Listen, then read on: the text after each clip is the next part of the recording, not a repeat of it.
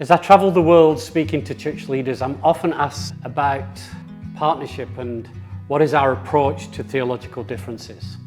If somebody wants to partner with 412, do they have to agree to everything that we believe? Do they have to sign an agreement or a doctrinal statement?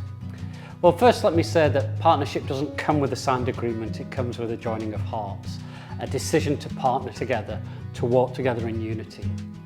And as believers, we all value unity, but unity doesn't mean we have to agree on absolutely everything. In fact, throughout the history of the church, Christians have recognized that our beliefs fall into different categories, each with a different level of agreement that is necessary. First, there are the essentials, the fundamentals of the faith. These are the non-negotiables for anyone who calls themselves a Christian. Things like the authority of Scripture, the deity of Christ, the Trinity, the death and resurrection of Jesus, salvation by grace through faith. These are all things that we have to agree on. These truths are not up for debate. They define Christian faith itself. If we differ here, we're not just in different streams or different denominations, we're in different religions. These are the truths we must hold in common with every believer everywhere.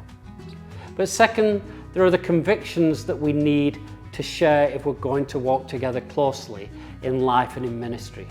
These are areas where genuine Christians may disagree, but for us to build churches together, lead together and pursue a shared mission, we need to be on the same page. For example, in our context, we believe in the partnership of the Word and the Spirit, that Scripture is our final authority and is God-breathed, but also that the gifts of the Spirit are alive and active today.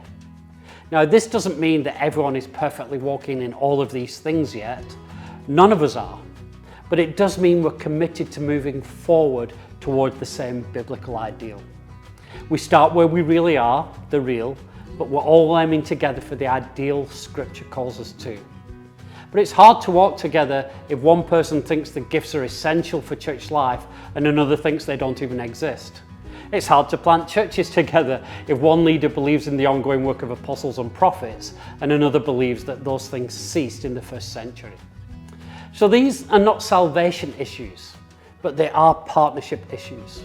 And on these things we would have to agree. Third, there are areas where the Bible gives room for honest differences. These are the disputable matters that Paul speaks about. Here we make space for diversity within unity. For example, Christians have different views of the end times.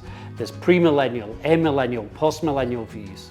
And while it's important to have these discussions, they don't determine whether we can fellowship together, worship together, or even serve Christ together.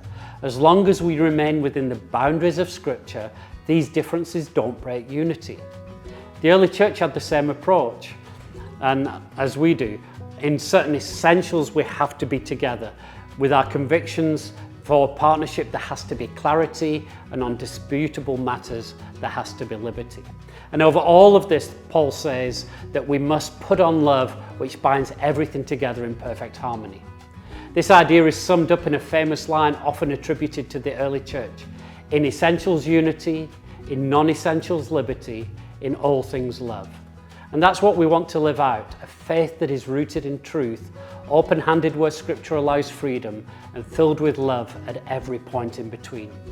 And here's the truth: if we genuinely love one another, if we walk in the humility Paul calls for in Philippians 2, and if we stay submitted to Christ, to His Word, and to one another, then there is no disagreement that cannot be worked through.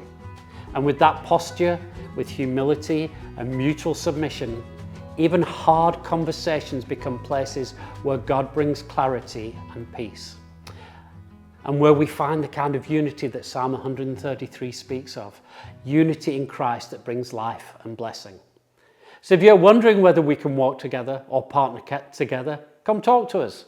Let's sit down, open the Scriptures, explore these things honestly, and see where the Lord leads.